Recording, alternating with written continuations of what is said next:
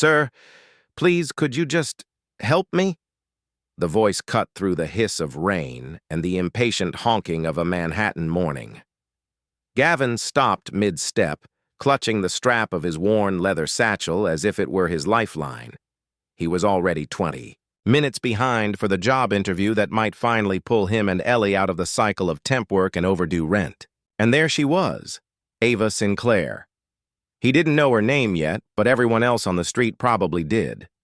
The woman in the tailored charcoal coat hair swept into a no-nonsense, shiny, one heel wedged between the iron teeth of a subway grade. She was leaning down trying to free it, muttering something sharp under her breath, glancing at the Rolex on her wrist like it was about to explode.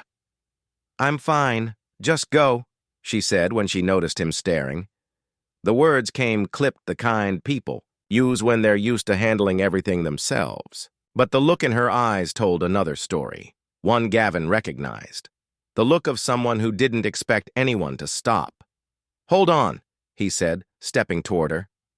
Rain drummed against his shoulders. "You'll snap the heel clean off if you keep pulling. Like that." "I don't care if I have to crawl to my meeting," she bit back. "I'm late." Gavin dropped his satchel on the wet pavement and crouched, ignoring the cold seeping into his knees. "So am I," he muttered, wrapping both hands around the shoe, and twisting the metal grate just enough for the heel to slip free. Her eyes widened. "You knew how to had a sister who used to get stuck in these things every Sunday after church," he said, handing the shoe back. "Learned the trick fast." She slipped it on, still balancing awkwardly, then straightened her coat. "You just missed your light," she said, nodding toward the crosswalk. "I'll catch the next one," he replied. And then, almost as an afterthought, "No one deserves to be left stuck like that." Something in his tone made her blink, but she didn't answer. She just hurried away, the sharp click of her heels fading into the noise of the city. By the time Gavin reached the towering glass lobby of Blake and Harper Consulting, his shirt clung damp to his back. The security guard barely looked up as he signed in. Upstairs, the receptionist glanced at the clock and gave him the kind of smile that wasn't a smile at all. "I'm sorry, Mr. Carter," she said, voice syrupy but firm. "The partners have already begun the interviews. We can't reschedule. I was only—" He stopped. Excuses wouldn't matter. He glanced at the neat, intimidating list of candidates on her clipboard. Last names that read like private schools and legacy wealth. People who didn't have to run through the rain in second-hand shoes. "Thank you for coming," she added, already turning to greet the next man in a perfectly tailored navy suit. Gavin stepped back into the hallway, each click of that man's polished shoes sounding like a door closing. That evening, the apartment smelled faintly of tomato soup and the crayons Ellie had left on the kitchen table. She was sitting cross-legged on the couch, pencil tucked behind her ear, a stack of note cards in her lap. "How'd it go, Dad?" she asked without looking up. He hung his jacket by the door, forcing a smile. "They went with someone else." Ellie finally looked at him, tilting her head in that way she had when she didn't buy what he was selling. "Or, you didn't get to tell them how awesome you are." Before he could answer, she shuffled her note cards and cleared her throat. "Okay, sir. This is a very serious interview. Why do you want this job?" He chuckled, dropping onto the couch beside her. "Because my boss is 9 and she eats all the good cereal." She rolled her eyes. "Try again, Mr. Carter." He met her gaze, that fierce, unblinking gaze far too old for her years. "Because I want to build a life where you never feel like you have to apologize for who you are." She pretended to jot something down. "Strong answer," she murmured, then set the cards aside and hugged him without warning. "You're still the best candidate, Dad." For the first time all day, the tightness in his chest eased. Across town, Ava Sinclair stood in the marble foyer of the Sinclair and Comhay building, shaking rain from her umbrella. The deal was signed. The contract worth more than most people made in a lifetime. Yet her thoughts kept snagging on the stranger in the rain. No one deserves to be left stuck like that. It wasn't just what he'd said, it was how. No self-pity, no angle, just truth. Her assistant approached with a tablet full of numbers, but Ava waved her off. Later, she said, her voice softer than usual. The truth was she couldn't remember the last time a man had helped her without expecting something in return. She didn't even know his name, but she remembered his eyes, and somehow she knew she wouldn't forget them. That night, as the city lights blinked in the rain-slick streets, Gavin lay awake listening to Ellie breathe. He had no idea the choice he'd made that morning. The choice that had cost him his one shot had already started a chain of events neither of them could have predicted. And far above in her penthouse suite, Ava Sinclair found herself glancing out at the storm and wondering why, for the first time in years, she hoped to cross paths with a stranger again. The next morning, Gavin stood in front of the bulletin, bored outside the HR office, his hands deep in his pockets, pretending he wasn't looking at the thing that stung more than he cared to admit. There it was, the interview list for Blake and Harper's administrative position, names that belonged to another world. Bradford Kensington IV, Amelia Worthington, Julian Devo. He didn't have to guess which ones wore tailored suits and spoke in a tone that made people lean in. Gavin Carter wasn't on that list anymore. One man, mid-30s, flawless Navy suit, passed by and gave him the kind of smile you give a stranger on the subway. Polite, but distant. Gavin imagined him at the interview yesterday. Dry hair, perfect timing, maybe even a joke to charm the panel. Gavin had been 30 minutes late, shoes squeaking, rain dripping off his hair, no contest. He sighed and turned away.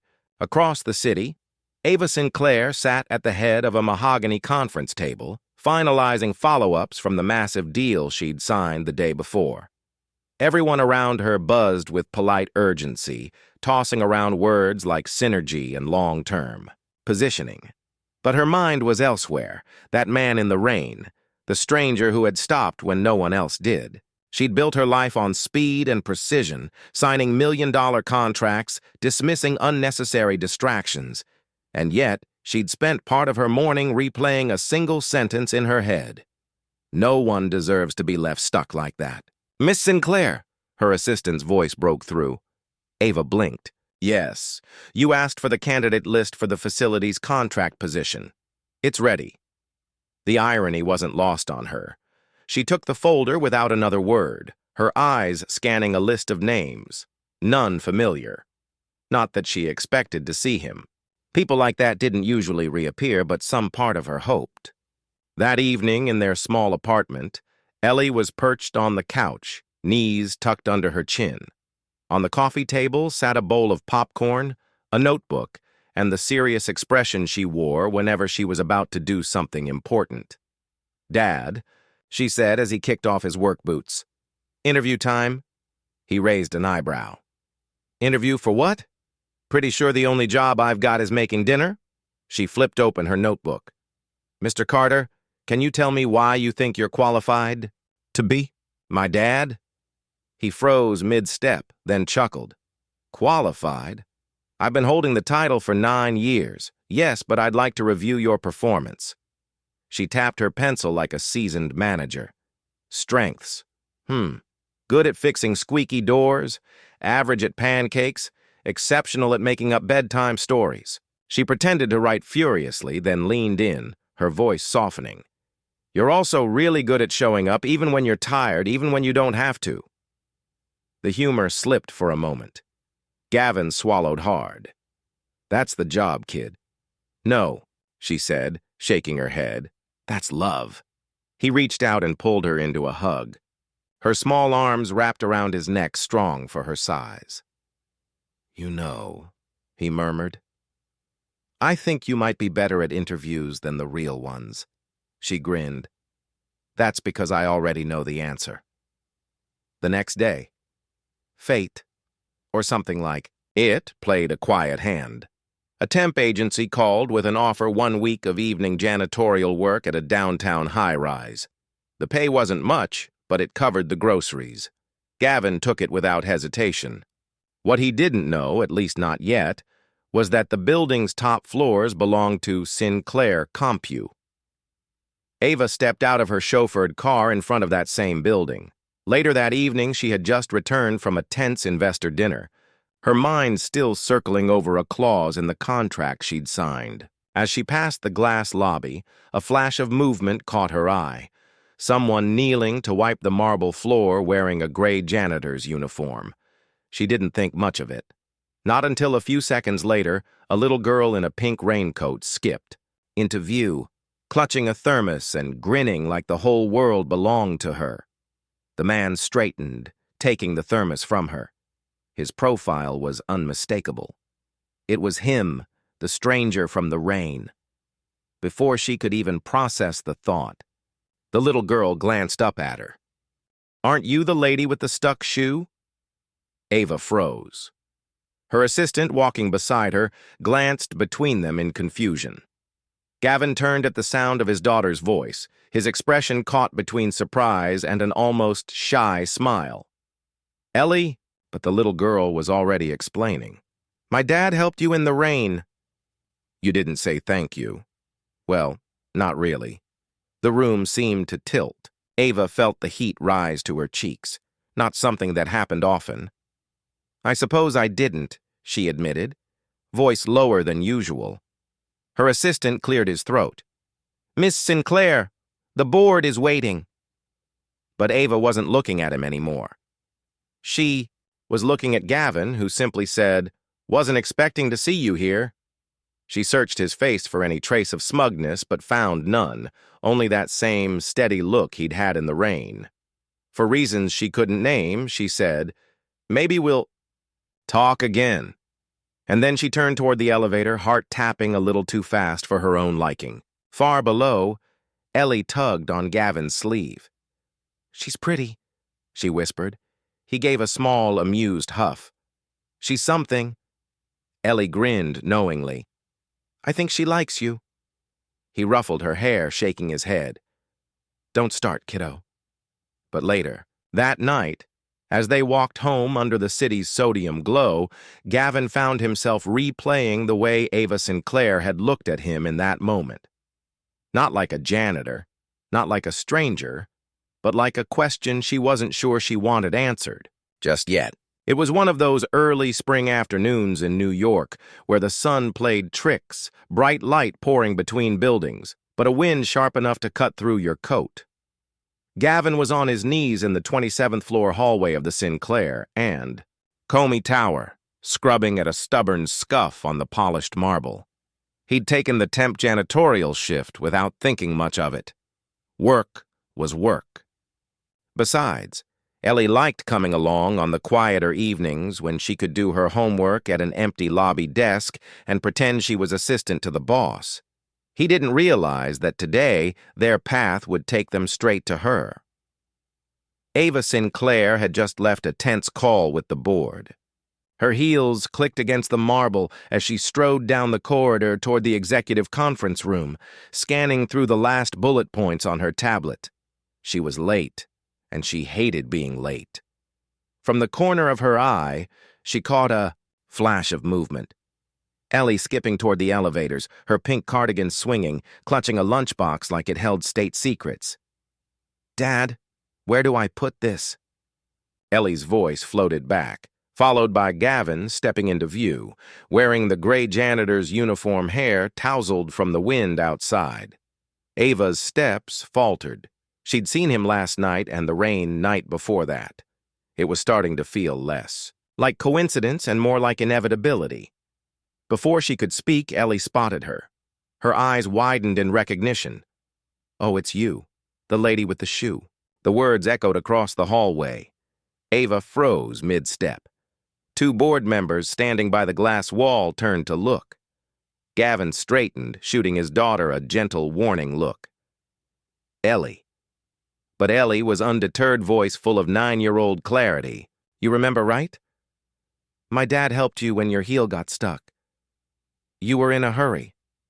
Something in Ava's chest tightened. Not from embarrassment alone, but from the faint shadow of guilt she'd been ignoring.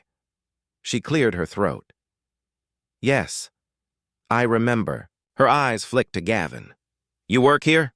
"Temporary contract," he replied simply. No apology in his tone. "Just trying to keep the lights on," Ellie grinned. "He's really good at it. The best." One of the board members coughed, clearly amused. Ava could feel the heat creeping up her neck. She wasn't used to being caught off guard, especially not by a janitor and his daughter in the middle of her own domain. "Still," she said, "I don't believe I properly thanked you." Gavin gave a small shrug. Didn't do it for thanks. The way he said it, without an ounce of flattery, made something flicker behind her eyes. But the elevator pinged, and her assistant gestured urgently. "Perhaps we'll talk again," Ava said finally before stepping inside. As the doors closed, she caught Ellie's whisper. "She is pretty, right?" Followed by Gavin's low chuckle. That evening, in the quiet of the maintenance office, one of the senior janitors clapped Gavin on the shoulder. "Careful around the top floors," he said with a smirk. "People talk." Gavin frowned. "Talk about what?" The man shrugged. "Just saying, folks don't like it when the worlds mix, especially her world." Gavin didn't reply, but the words stuck to him longer than he wanted to admit. Across the building, Ava sat in her private office, city lights sprawling out behind her. She told herself she was reviewing contracts, but the truth was she was replaying the hallway scene. The way Ellie's eyes had sparkled with that fierce, innocent loyalty. The way Gavin had met her gaze without flinching even in front of her peers. She remembered suddenly being 9 herself, standing in the marble foyer of her parents' mansion, holding a trophy from a school debate competition, and realizing no one in her family had bothered to attend. It was a memory she rarely let surface, but tonight it sat heavy. The next day, fate twisted the threads tighter. Gavin was pushing his supply cart down the executive wing when he heard Ellie's laughter echo from the reception area. He turned the corner to find her perched on one of the plush chairs, chatting with Ava, chatting like they'd known each other for years. "She says she's never eaten peanut butter out of the jar," Ellie announced, eyes wide with disbelief. Ava chuckled, a sound that startled Gavin more than it should have. "I haven't." "Should I?" Ellie nodded solemnly. "It's a life skill." Gavin stepped in. "Ellie, you're supposed to be reading, remember?" Ellie tilted her head. "I was." Then she came over and said, "Hi." "You don't ignore CEOs. It's bad networking." Ava smiled faintly, but her gaze on Gavin lingered a beat too long. "Your daughter has a sharp mind." "She gets it from her mother." Gavin replied automatically before the air shifted slightly at the unspoken absence in the room. "Ellie?" "Ever." "The bridge piped up? Maybe we could teach you peanut butter skills sometime." Gavin gave her a look, but Ava's lips curved into something that wasn't quite a no. "Maybe," she said softly. What none of them noticed was the figure watching from the far end of the corridor, a sharply dressed senior VP expression unreadable. As Ava walked back toward her office, the whisper began its slow crawl through the building, the janitor and the CEO's sudden familiarity. And somewhere deep down, Gavin felt the faint tremor of a fault line forming one he knew could crack wide open if he wasn't careful. Do queens ever get lonely? Ava blinked. She had come down to the lobby for 5 minutes of quiet and a chamomile tea that her doctor insisted would be good for the headaches. The first thing she heard was the small, clear voice of a 9-year-old perched on the edge of a leather chair, like a juror who had already reached a verdict. Ellie swung her feet, not quite touching the marble, because queens sit on really high chairs, and sometimes nobody knows how to climb up there. Ava found herself smiling before she could stop it. "Depends on the queen." "What about you, Ellie?" asked, eyes unblinking, guileless, and surgical all at once. Ava Sinclair, whose calendar had never had room for idle questions, actually hesitated. I prefer good company to high chairs. Good answer, Ellie said, satisfied. My dad says high chairs are for toddlers, Ellie. Gavin's voice carried from the revolving doors. He pushed the supply cart in with one hand, the other raised in apology. Miss Sinclair. I'm sorry if she's not, Ava said, surprising them both. She's conversational. Ellie beamed. That means interesting, Dad. I told you. Gavin parked the cart by the service corridor. You're supposed to be reading. I am reading, Ellie protested, patting her backpack. People. Ava gave a soft huff that might have been a laugh. It felt unfamiliar and good, like opening a window that had been painted. Shut. What are you learning that grown-ups talk around things? Ellie answered instantly, like when they want help but they don't ask, or when they like someone, but they pretend they don't because they're busy being important. Gavin pinched the bridge of his nose. We're going to talk about boundaries when we get home. Ellie leaned closer to Ava, stage whispering. Boundaries as Dad speak for stop being right in public. Ava's laugh escaped fully this time, bright and quick. Heads turned behind the reception desk. A few assistants exchanged looks as if they'd just seen a statue blink. Gavin shifted, suddenly aware of the density of the lobby. The security guards, the two interns waiting for badges, the senior VP from strategy standing by the column, pretending not to watch. A small warning bell rang in the back of his mind. Different worlds, same room. He stepped between the chair and the cart. We should get upstairs. Wait, Ellie said, digging in her backpack. She produced a tiny jar with a plastic spoon taped to it. Emergency peanut butter for queens who don't have time for dinner. Ava stared at the jar, caught completely off guard. It's sealed, Ellie added quickly, dead serious. And I wiped the top with a disinfectant wipe because Dad says elevators are basically germ parties. Gavin's ears went red. Ellie. Ava accepted, the jar as if it were a medal. Thank you. This might be the kindest thing anyone's handed me all week. She glanced at Gavin. You're raising a diplomat, more like a tiny union rep, he said dryly. She negotiates bedtime. I settle bedtime, Ellie corrected. Negotiation implies debate. Ava pressed her lips together to keep from laughing again. She wasn't used to this unarmored ease with the stranger's child, this feeling of being seen without being appraised.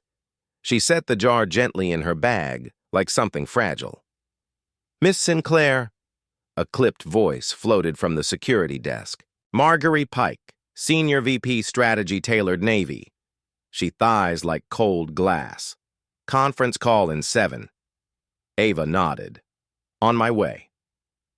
Marguerite's gaze flicked from the jar in Ava's bag to Gavin's uniform to Ellie's swinging feet, the smallest arch of an eyebrow. Message received.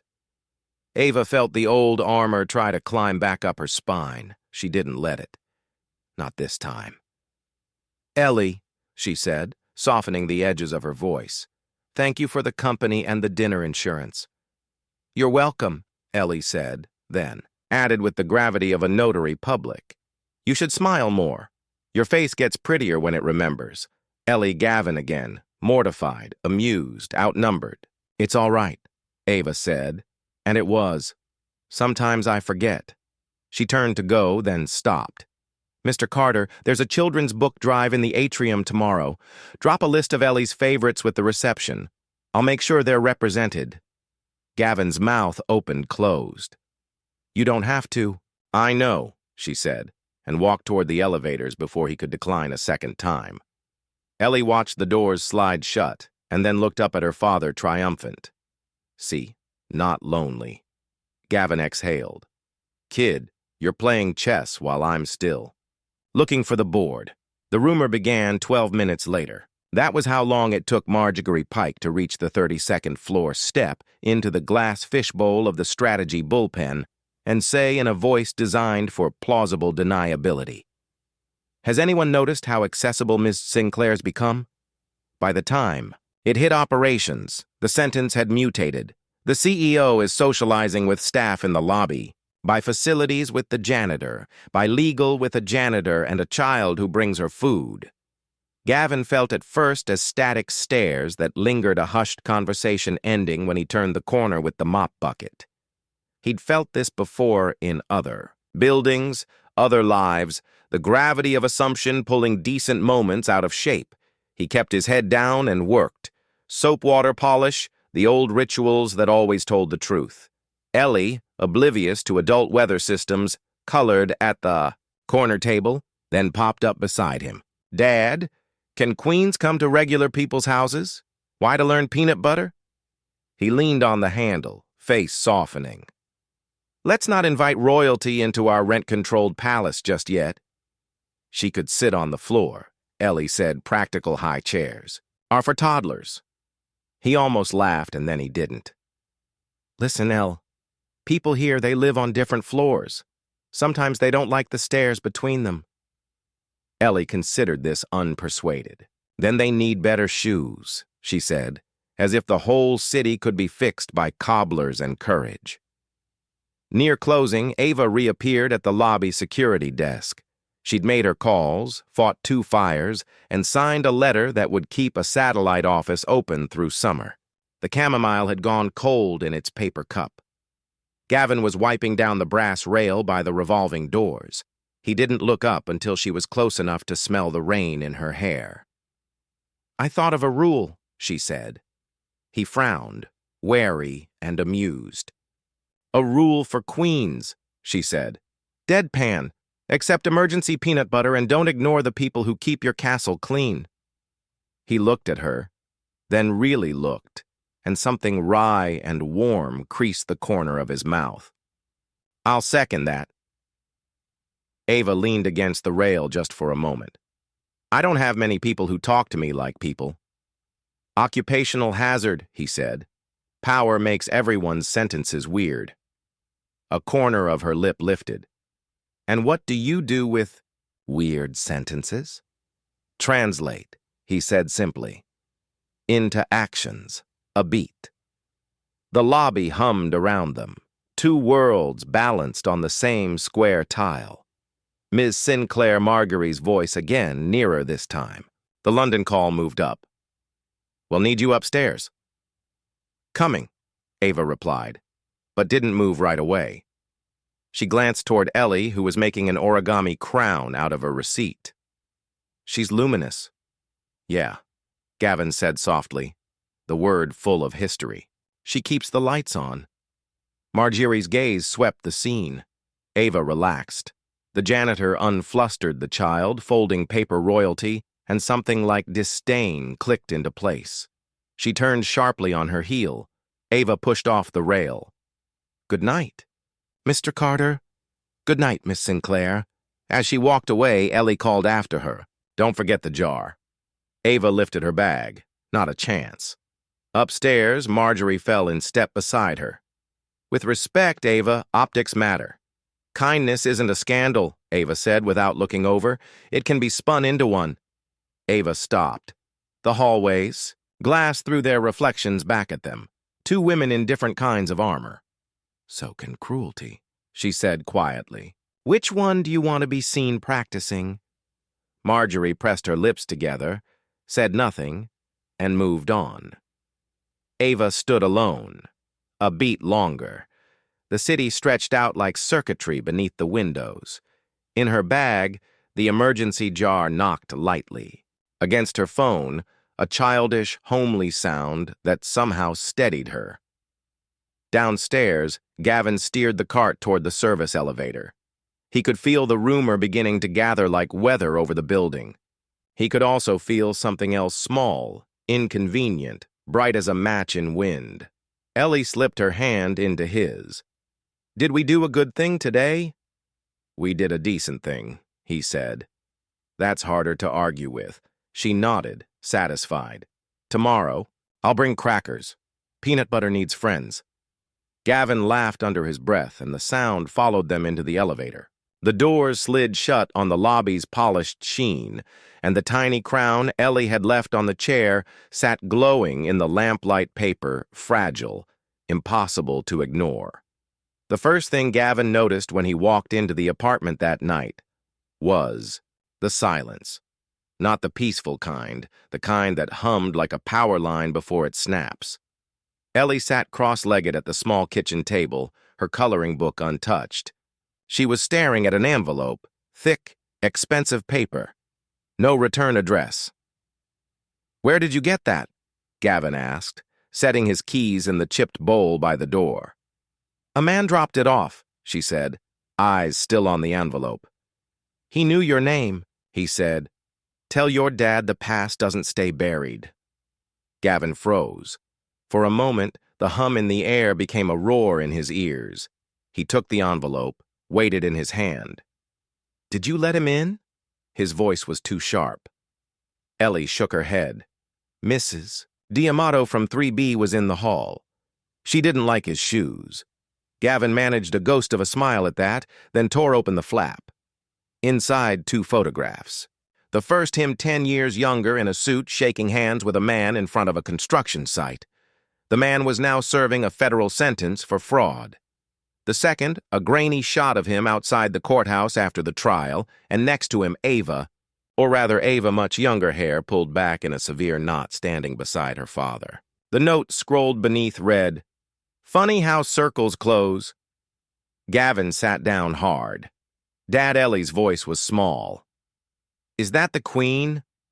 He slid the photos back into the envelope. "It's just an old story, one that didn't end well." Ellie frowned. "Then, maybe it needs a different ending." He looked at her, wondering how someone so small could make the simplest sentences feel like instructions. The next day, the lobby buzzed with the kind of tension that didn't have a name yet. Gavin kept his head down, mop moving, and practiced arcs, but the static was thicker now. When Ava stepped out of the elevator, every conversation on the mezzanine seemed to pause for one breath too long.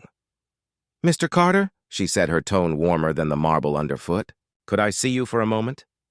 He followed her to a quiet alcove near the side entrance. She waited until the door closed behind them before speaking. "Someone's been asking about you," she said. He met her eyes. "Someone's been asking about you too." A flicker of surprise. "You got something?" He pulled the envelope from his jacket and handed it to her. She scanned the photos, her expression hardening in increments. "My father," she said quietly, tapping the edge of the younger Ava photo. This was the groundbreaking for the Whitest Stone project before it went under and before he testified against 3 of his own executives. Gavin added, "I was a site foreman caught in the middle. They needed someone to blame for the missing funds. You took the fall, I took the hit." He corrected. "There's a difference. Fall means you didn't see it coming. Hit means you knew and you braced." For a moment, her gaze softened, but then she straightened. "This could get messy." He almost smiled. "Messy for you or for me?" "Both," she admitted. That afternoon, Marjorie Pike intercepted Ava outside the boardroom. "We need to talk about Carter," she said, low and urgent. Ava kept walking. "We're not in the business of condemning people for surviving bad chapters." Marjorie quickened her pace. "We're in the business of protecting the company from scandal. This envelope floating around, it's a prelude. Someone's trying to tie you to him for a reason." Ava stopped at the glass wall the city reflected behind her like an ocean. "Then let's find the reason before they write it for us." Later in the service corridor, Gavin found Ellie sitting on an upturned bucket sketching. She held up the paper. 2 castles connected by a wooden bridge, and a tiny figure in the middle carrying a jar of peanut butter like a royal offering. "What's this?" he asked. "It's you," she said matter-of-factly. "You're the bridge." He crouched down, throat tight. "Brides get walked on, you know, only if they don't move," she countered. From the far end of the hall, Ava appeared. She changed into a navy coat, hair loose, eyes sharper than this morning. "I think we might have a lead," she said to Gavin. On whoever's stirring this up. Ellie looked between them. Is this the part where you two go fight the dragon? Ava smiled faintly. Something like that. They met that night in a corner booth at a diner 3 blocks from the building. It smelled like coffee and old vinyl seeds. Ava slid a file folder across to him. Inside, copies of internal memos signed off by Marguerite approving an audit of both their backgrounds without board consent. She's digging for leverage, Ava said. And using my past to get to you, Gavin replied. The waitress topped off their coffee without asking. For a moment, the clink of the pot was the only sound. You could walk away, Ava said finally. No one would blame you. I've walked away before, Gavin said, eyes steady. It doesn't fix the bridge. Something in her expression shifted just enough for him to see the woman behind the CEO mask. You know? She said softly. Most people don't stand still when the storm comes. Storm's coming. Whether you stand still or not, he answered. Might as well face it. When they stepped back out into the night, the air was cold enough to sting. Gavin looked down the street toward their separate corners of the city. Ava was already pulling her coat tighter when Ellie's voice echoed from the curb. Mrs. D'Amato had walked her over from the apartment. I wanted to see the Queen, Ellie said, bouncing on her toes. And give her this. She handed Ava a small folded note. Ava unfolded it. In blocky pencil letters, it read, Even dragons get tired. That's when you win. Ava glanced at Gavin, her breath visible in the streetlight. You have an uncanny co-strategist. She doesn't work for free, Gavin said dryly. She charges in crackers. Ellie grinned, utterly unbothered by the night's undercurrents. For the first time in a long time, Ava felt the ground under her feet, not the polished marble of power, but something real. And somewhere deep down, she suspected the bridge had already started to build itself. The hallway smelled faintly of disinfectant and chalk dust, an odd mix that always clung to elementary schools. Gavin's shoulders were squared, but Ellie's little hand felt unusually heavy in his. She wasn't chattering the way she usually did after school. She was silent. He stopped just outside the door. What happened? She kept her eyes on the floor. It's nothing. The nothing broke him faster than a sob. Gavin crouched, his hands gently holding her arms. Sweetheart, I can't help if I don't know. Her lip trembled. Some kids. They said you clean toilets for rich people. And they laughed. One of them dumped my lunch in the trash. Gavin's jaw tightened, but his voice stayed steady. And what did you do? I told them you fix things, that you fix people's messes too. But they said, that's just what a janitor does. The words came out small, but sharp enough to wound. Before he could answer, a clear, measured voice came from behind. And did you tell them your dad is the kind of man who'd give up everything to help someone he doesn't even know? They both turned. Ava stood at the end of the hall, her heels clicking softly as she approached. Today her hair was swept into a severe knot, her tailored coat pristine, but her eyes, they weren't cold. They were steady, almost protective. Ellie tilted her head. Hi, Miss Shoe Lady. A smile, genuine, unguarded, flickered across Ava's lips. Hello, Ellie. She crouched to meet her gaze. Listen to me. There's nothing wrong with what your father does. The world can't stand without people who care enough to keep it together. Those kids, they don't understand yet. But they will. Gavin straightened his voice low. Thanks. But she cut him off, still looking at Ellie. And you?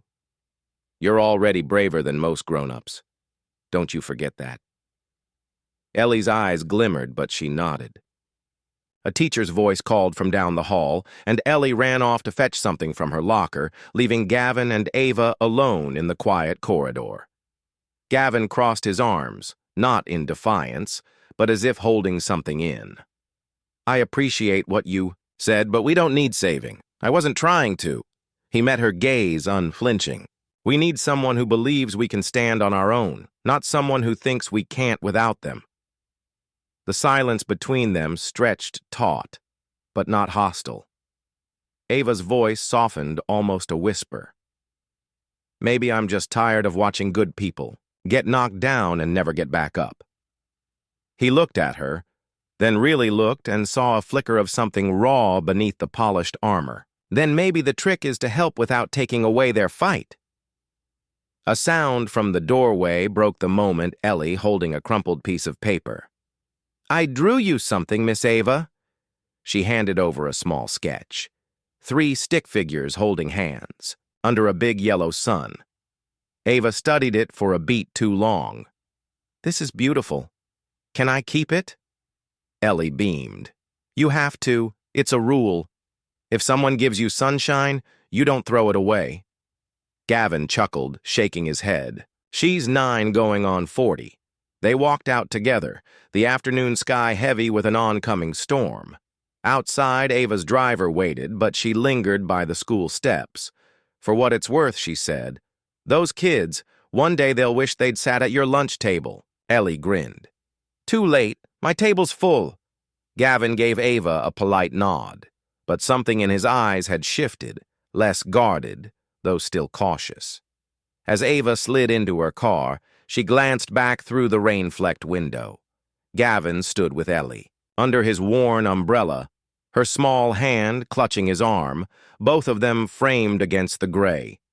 She realized with a start that for the first time in years, she wasn't thinking about contracts or numbers or deadlines. She was thinking about that umbrella, that man, and the way the little girl's laughter seemed to echo long after the car pulled away. And she wondered, half curious, half afraid, what it would feel like to stand under it, too. The rain came down, in sheets, turning the streetlights into blurred halos. Gavin's boots splashed through shallow puddles as he guided Ellie under his umbrella, the plastic grocery bag in his other hand rustling against the wind. They were halfway home when a sleek black car loomed ahead, hazard lights blinking. The hood was up, and standing beside it, coat pulled tight against the rain, was Ava. For a second, Gavin wondered if this was some surreal trick of the weather, but then she looked up, and even through the curtain of rain, he caught the sharp flash of recognition in her eyes. Ava. His voice carried equal parts surprise and caution. She sighed, giving the stalled car a look of disgust. Dead battery. My driver's in the next block trying to find help. And my phone's. She held it up, dark screen as useless as this car right now. Ellie peered from under the umbrella. You can come with us. Dad makes the best grilled cheese in the whole city. Gavin hesitated. Ellie? It's fine. Ava cut in, her tone lighter than he'd expected. If you're offering, I won't say no. Standing here in heels is starting to feel like some sort of corporate punishment. Minutes later, they stepped into the small warmth of Gavin's apartment. The scent of old wood and faint coffee hung in the air. It wasn't much, 2 small rooms and a kitchen, but it felt lived in. Ellie dropped her backpack and darted to the cupboard. Grilled cheese emergency, she announced, pulling out bread and cheese. Ava removed her coat, revealing a simple navy dress that somehow still looked like it belonged in a magazine. She glanced around, taking in the mismatched mugs, the scuffed counter, the way the kitchen table bore faint scratches from years of elbows and homework. Gavin busied himself at the stove. I should warn you, we're not exactly 5-star dining. Ava leaned against the counter, watching him. Sometimes 5 stars just means 5 layers between you and the person across the table.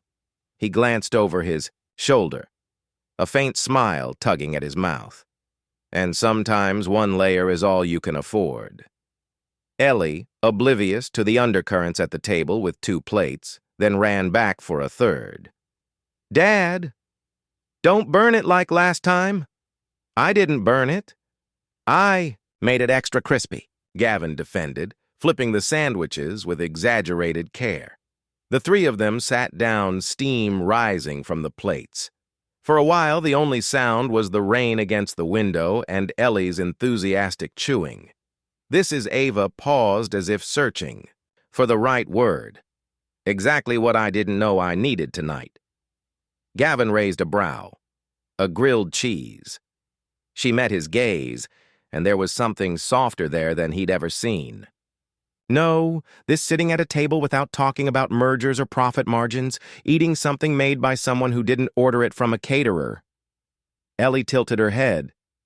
You can come back, you know, even if your car is fine next time. Gavin cleared his throat, but Ava's lips curved. I might just take you up on that. They lingered over dinner longer than necessary. The conversation drifted from the absurd Ellie's theory that grilled cheese was a form of magic to the personal.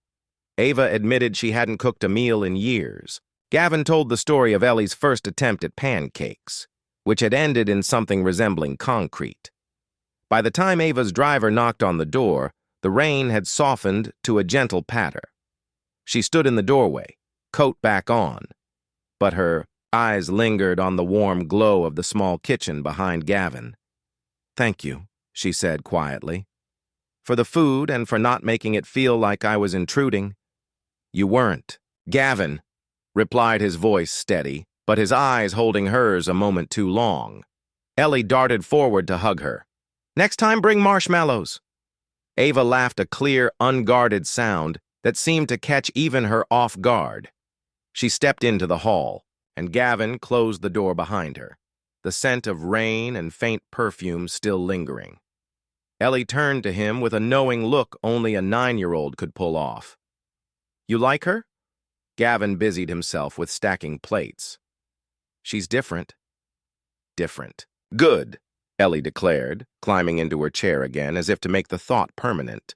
Gavin didn't answer, but as the rain outside faded to a whisper, he found himself wondering when different had started to feel so much like necessary.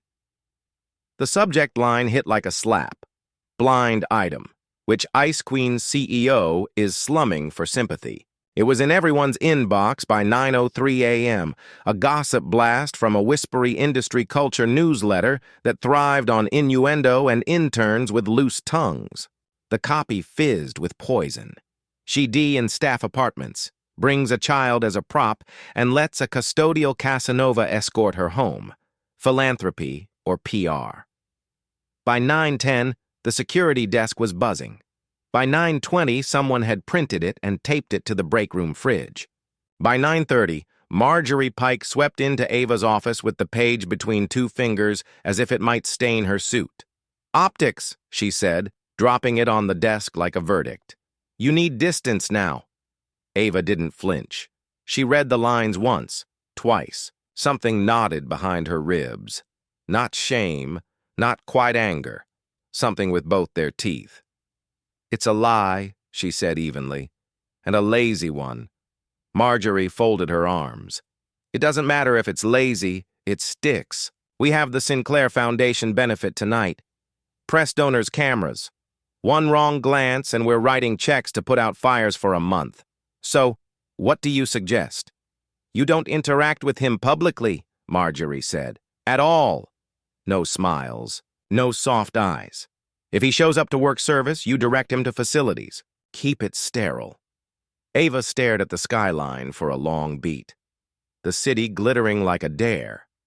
Sterile, she echoed. People aren't petri dishes. People are headlines, Marjorie replied. Decide which one you want to be. Gavin heard it in the worst way secondhand sideways. A forklift driver in the loading bay muttered, Tough brakeman, and slid his phone across the pallet. The blind item blinked back at him with its oily certainties. He didn't say much, didn't have to. Men who survive storms know when to spend words and when to save them. He pushed the crate of easels toward the freight elevator and kept moving. Ellie felt it before anyone explained it. In the lobby, she tugged his sleeve. Why are people looking? Like you spilled something? Because I didn't, he said gently, and that bothers them. She studied his face, Small diplomat assessing damage. Do we still go to the book benefit? We set it up, he said. Well, be done before the fancy part starts. Okay, she said, but if anyone is mean, I will use my outside voice. He smiled at that despite himself. Let's hope we don't need it. By 6, the atrium looked like a promise. Strings of warm lights, paper stars hung from mezzanine rails, stacks of brand-new children's books ribboned in navy and gold. A string quartet tuned in one corner. Champagne whispered into flutes. The Sinclair Foundation banner arced over the stage like a polished halo. Gavin finished adjusting the mic stand, checked the cables, then wheeled his cart toward the side, corridor. He was almost clear when a donor's laugh snagged him. Adorable, really. A woman in sequins trilled to her circle, like bringing the help home for show and tell. Gavin didn't turn. He didn't have to. He felt the sentence like grit in his teeth. Then Ellie's small hand slid into his, grounding him. Remember? She murmured, as if repeating a rule they'd invented. If someone gives you ugly, you don't have to wear it. Yeah, he said softly. Yeah. Ava stepped onto the stage as the room filled, luminous and composed in a simple black dress. For a second, her eyes found the side corridor where Gavin stood, half-shadowed and flickered. Not a smile, not yet.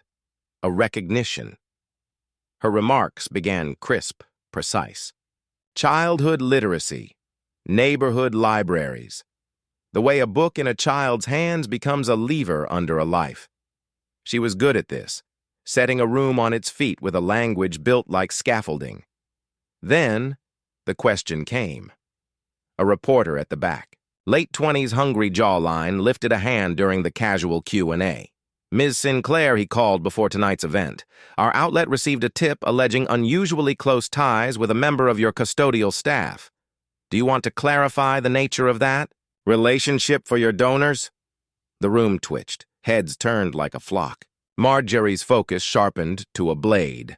Now her posture ordered. Ava's answer took a heartbeat too long. In that beat, choice roared through her. The person she had spent a decade becoming and the person quietly blooming beneath that armor reached for the same mic. We keep our focus on the cause, she said at last, voice cool, and we maintain professional standards. Facilities will remain in the service areas for the remainder of the evening. A dozen things moved at once. The quartet stilled. A camera shutter snapped. Marjorie's chin tilted a millimeter in triumph. And in the side corridor, Gavin's face changed in a way most people would have missed. Not anger, not even surprise, just a quiet door closing somewhere far inside. Ellie's fingers tightened. Dad, it's okay, he said. Work first. They eased backward into the service hall. As they passed the security post, one guard, new kid, too eager, gestured with his chin. Facity's that way, sir. Gavin nodded, kept moving. Ellie looked over her shoulder at the stage where Ava continued like nothing had cracked. He finished. His shift on autopilot, breaking down boxes, signing off the delivery manifest coiling cables, with the neat care of a man who calms himself by making order. Ellie sat on an empty crate nearby, small face arranged in the serious patience of a child trying not to be in the way. When they pushed through the exit to the rainy alley, the city felt louder. They were almost to the corner when a voice cut through. Gavin, wait! Ava stood under the loading dock awning rain, pinning her hair to her temple's damp halo around the edges of what had been perfection inside. He stopped. Ellie did too, half behind him, half peeking. I need to explain, Ava began. The words were measured, but the breath behind them wasn't. Inside that room. Eyes turned stories into weapons. I had to protect the brand he finished for her. No bitterness, just a statement of physics. I get it. That's not all It's enough, he said gently. And that hurt her more than any sharpness would have. Look, Miss Sinclair, I didn't get here by needing anyone to vouch for me. tonight reminded me of that. Rain ticked against metal. She took a small step closer. I'm not ashamed of having dinner at your table. Then don't be, he said. But don't ask me to pretend I was never there. Ellie doesn't do pretend when it comes to people. At her name, Ellie stepped forward, chin up in that fearless way she had. It hurt, she said simply, when you said he had to stay in the back. Ava closed her eyes as if the truth were a light she'd been avoiding. When she opened them, something in her had shifted less hot, more human. I'm sorry, she said to Ellie first. I said the right thing for the wrong reason. Ellie considered this. You can fix it, she said. You fix things with the next thing you do. Ava almost smiled. Who taught you that? My dad, Ellie said. He fixes people's messes. Gavin squeezed his daughter's shoulder. We should head home, he said, not unkind. To Ava. Take care of your event. It matters. He turned. Ellie did too. They walked into the wet neon hum umbrella blooming like a small night sky over their heads. Ava didn't call them back. She stood. In the rain, long enough to feel it soak through the careful fabric of her dress, long enough to understand that a rumor hadn't truly burned her. Her fear had. And fear, when fed, always asks for seconds. At home, Gavin set the kettle on. The apartment felt different. Same walls, new echo. Ellie sat at the table drawing with fierce concentration. After a while, she slid the page toward him. 3 stick figures again. This time, the middle one had an umbrella. The figure on the right, the tall one, stood just outside the curve of its shelter. Raindrops dotted her dress. A caption in blocky letters read, Bring her in, or build her one. He laughed, a broken little sound that fixed itself on the way out. You're bossy, he said. I'm accurate, she replied, not looking up. He glanced toward the window where the city blinked back like a tired, beautiful thing. We're going to give her space, he said. For a while. Ellie's pencil paused. Are we mad? No, he said after a beat. We're reminded of what? That some bridges don't hold until both sides want to cross. Ellie nodded slowly, as if filing it under the rules of being a person. Okay, but I'm keeping her sunshine picture on the fridge. Good, he said. Some things you don't throw away. Back at the atrium, the quartet resumed. Donors drifted back to laughter. Marjorie watched Ava towel her hair in the green room and thought for the first time that the ice might finally be cracking where she could control it. But on the inside of her wrist, Ava felt Ellie's words like a pulse. You fix things with the next thing you do. She set the towel down, lifted her chin, and walked back toward the lights, conscious of every step of every story. She would choose to write from here. Outside, rain braided the city into silver threads. Under one small umbrella, 2 figures kept walking, and for the first time all day, the rumor felt far away loud in other people's mouths, quiet in the place where the future waits its turn. The storm came without warning, one of those late autumn tempests that turned New York streets into rivers and made the skyline vanish into a curtain of rain. By nightfall, the wind howled against the glass walls of Sinclair Tower, and the city below flickered with power outages like a dying constellation. Gavin had drawn the short straw for the night shift. He told himself it was better this way, better to keep moving, to keep his mind off the look Ava had given him at the gala, the one that had felt like a door quietly closing.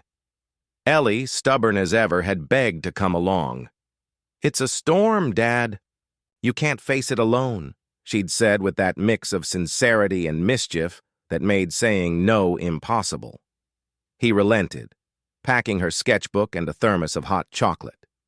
By 8 p.m., the tower groaned under the wind. Somewhere in the building, the lights flickered once, twice, and then everything went dark. Ava had stayed late in her top-floor office, finishing a proposal meant to undo some of the damage the rumors had caused, not to Gavin's career but to her own conscience. She was headed down when the elevator jolted violently between floors. The sudden stop made her stumble. Then in the darkness, she heard a small, quick gasp. Ava. The voice was tentative, almost trembling.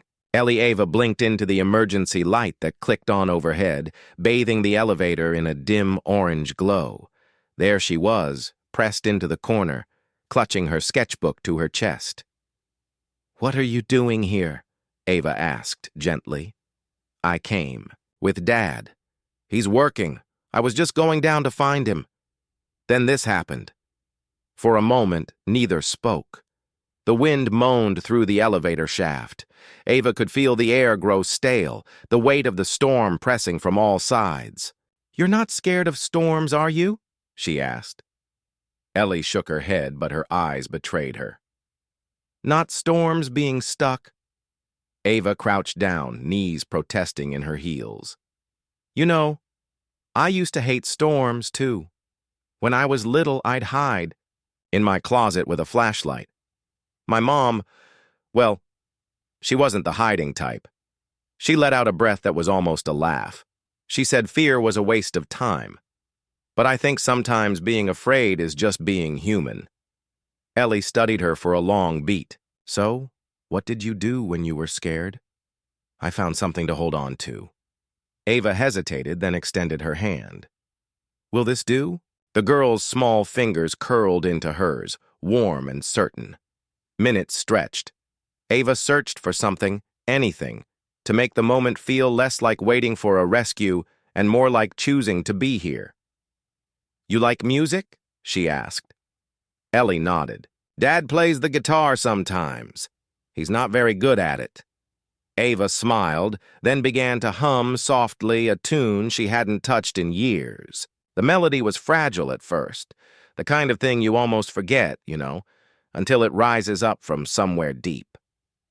"What song is that?" Ellie asked, eyes heavy now.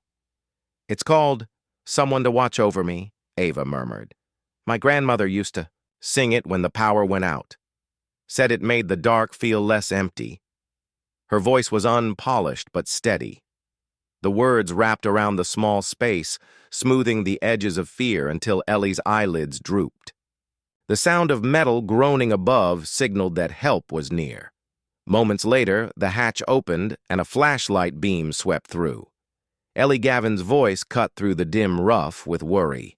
He dropped to his knees, his hand reaching down before the rescue crew had even anchored the ladder.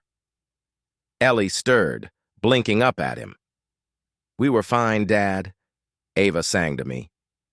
Gavin looked from his daughter to Ava, the emergency light catching the sharp planes of his face, softening them in the same moment. For a second, no one moved. Rain hammered against the building, the kind of relentless noise that usually erased anything delicate. But here, between the three of them, something fragile held. When they were finally out in the hallway, Gavin sat Ellie down but kept a steadying hand on her shoulder. "You okay?" he asked Ava quietly. She met his gaze without the guardedness she'd worn for weeks. Better than okay, a beat. "Gavin, about the other night." "You don't owe me an explanation," he said. But there was no edge to it, only a tired sincerity. "Maybe not," she admitted, "but I owe you the truth. And I think I'm ready to see it." Something unspoken passed between them, a ceasefire. Neither had planned for offered, not in words, but in the way their eyes didn't look away. Ellie yawned loudly, cutting through the moment. "So can we go home now?" They both laughed, quiet, unexpected, and real. That night, as Gavin carried his daughter through the rain to the car, Ava stood under the awning watching them. She realized with a clarity that startled her that storms didn't just trap you.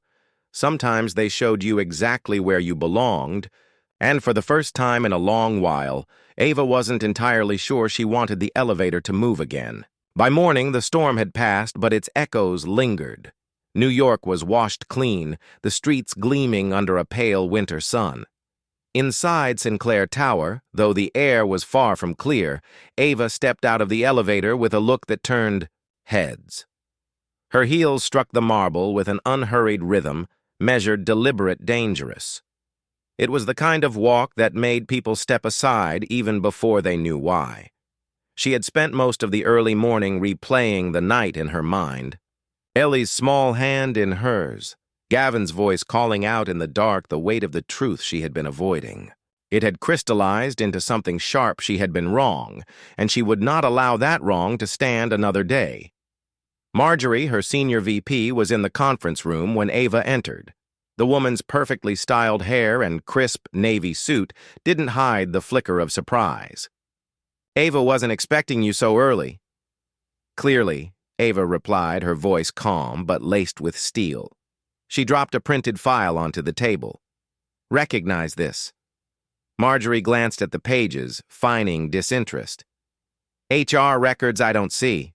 It's the email thread you sent to 3 department heads suggesting that Gavin was, what was your phrase, manufacturing interactions with me for career advancement."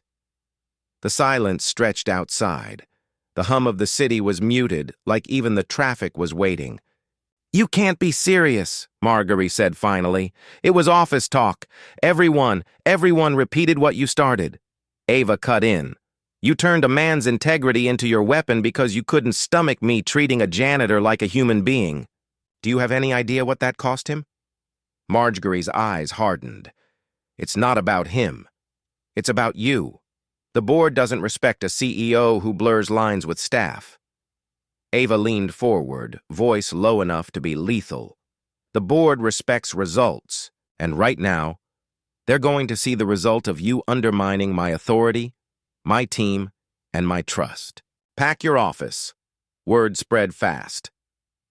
By the time Ava reached the main floor, whispers trailed behind her like a shadow. She ignored them. She knew exactly where she was going.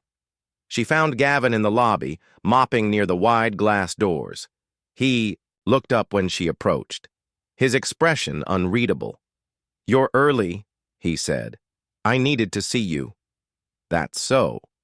His voice was polite but distant. She hesitated. This was the hard part, the part where pride had to die so truth could breathe. "I found out who started the rumor. It was Marjorie. She's gone." Gavin stilled, mop handle in hand. "Why now?" The question landed between them like a stone. Ava met his eyes unflinching because last night in that elevator, "I realized I've been blind. I saw you with Ellie. Really saw you, and it hit me. You've been exactly who you are from the start. I'm the one who didn't believe it."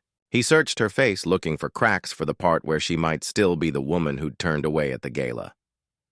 "I don't want to thank you," he said quietly. "You're not getting one," she replied, a faint smile tugging at her lips. "You're getting the truth.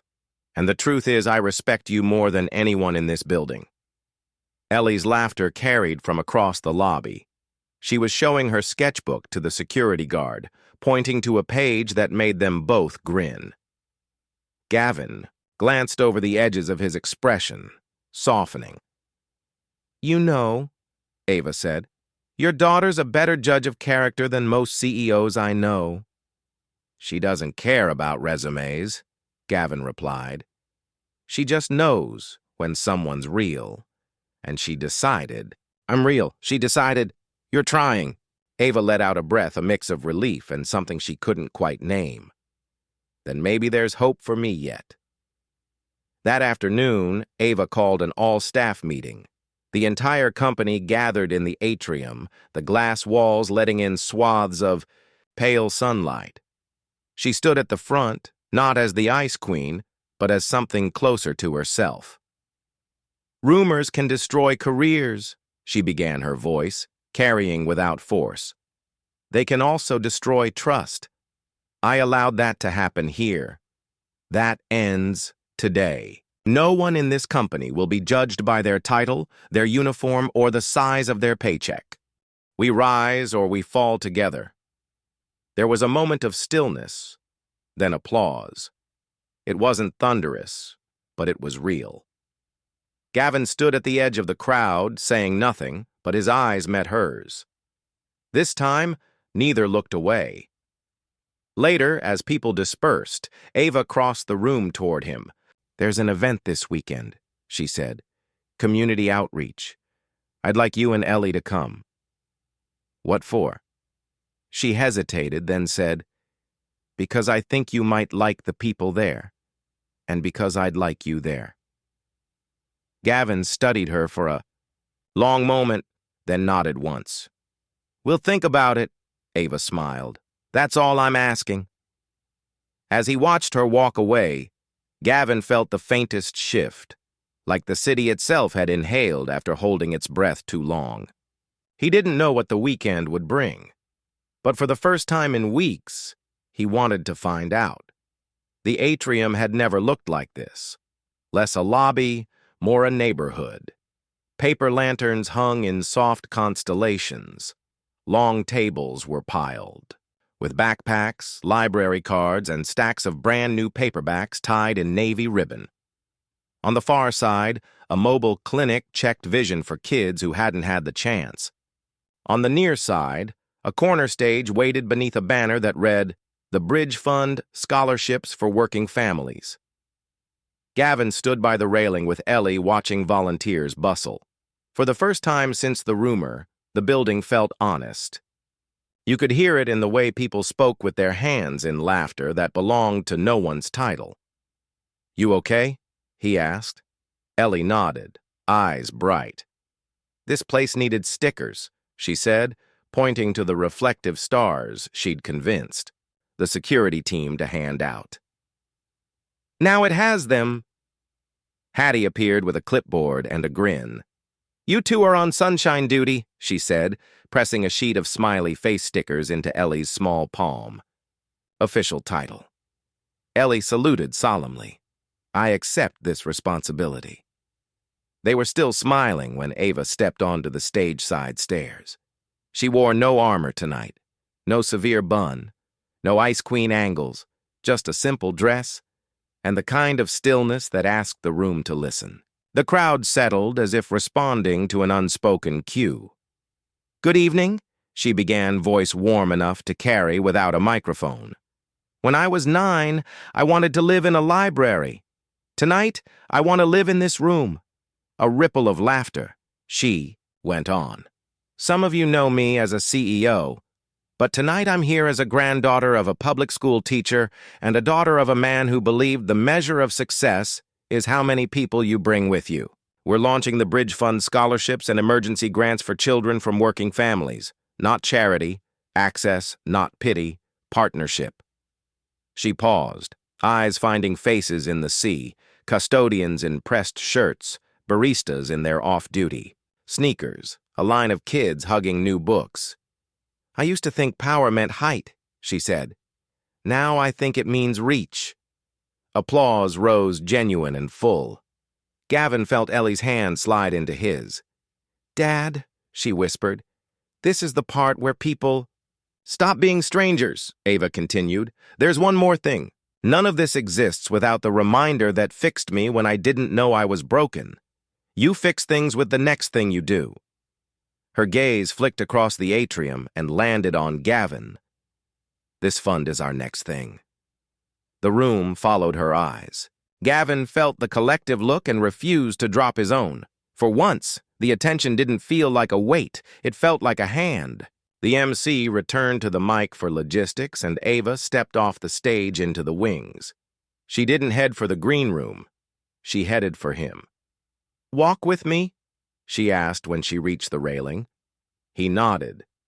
Ellie fell easily into step, a small diplomat escorting 2 heads of state.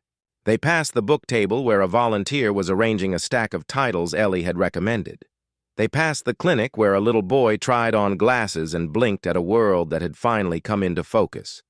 Backstage was calmer, dimmer, light, the hum of a generator, the soft shuffle of stage hands. Ava stopped near the curtain, the murmur of the crowd a heartbeat away. "I owe you honesty." "That doesn't need a microphone," she said. "You gave that yesterday," he replied in the atrium. That was policy. She said, "This is personal." He waited. Ava drew a breath like a diver. "Gavin, the day we met, you were on your way to change your life, and you stopped for a stranger. You didn't know my name, and you didn't ask for anything. You just freed me and walked away. I have replayed that moment more times than I can count. Not because of the shoe," a smile ghosted her mouth, "because of the sentence you left behind." He remembered it as if he'd said it in the last hour, not a lifetime ago. No one deserves to be left stuck like that. "I have been stuck," Ava said quietly, "in the idea that success is a height, in the fear that if I reached down, someone would pull me under. Last night in that elevator, your daughter's hand in mine, I realized I wasn't reaching down. I was reaching across." Ellie's eyes shone. "That's what bridges do," she said softly. Fee turned to her and something unguarded flickered open. "Ellie, you are the bravest person I know who still needs a booster seat." Ellie attempted dignity and failed, giggling, and then she sobered. "Are you going to say the sentence now?" Ava looked back to Gavin, and the nerves in her hands stilled. "Yes." She stepped closer, dropping her voice to the place where truth fits. "You once gave up your chance to change your life for a stranger. Let me return the favor, not with a job, but with a place in my life." Silence held like a breath. The city outside seemed to lean in. Gavin felt the old reflex rise to joke, to deflect, to protect the small piece of himself that had learned to live without asking. He didn't use it. He looked at the woman who had sung to his daughter in a dark elevator, who had learned how to apologize in public and tell the truth in private, and he let the relief feel like joy. "I don't need saving," he said gently. "I never did." "I know," she answered. "I'm asking to stand." Ellie's hand found each of theirs and tugged impatient, with grown-up pacing. "They're waiting." Ava laughed bright like the idea of summer and wiped a thumb under Ellie's eye for a tear that hadn't fallen. "Then let's not make them any more." They walked to the wing. The MC raised an arm toward the curtain. "And now a small thank you to the people who reminded us why we're here." Ava's fingers curled around Gavin's. He tightened back. Ellie squeezed both hands and looked up, issuing her final directive in a whisper. "Bring her in."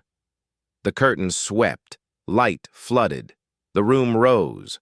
For a suspended second, all Gavin could see was brightness sound folding in like waves. Then faces, resolved. Hattie grinning, the security guard dabbing his eyes, a cluster of kids on tiptoe, a teacher with her hand over her heart. And there at the front, a tiny woman in a lavender cardigan, the one who had once brought him cookies, watching. With the pride of family, Ava stepped to the mic but didn't let go of his hand. "This is Gavin Carter," she said simply. "He keeps our house standing. He reminded me that height without reach is just distance. Tonight we choose reach." Applause broke like weather over a summer field, loud, messy human.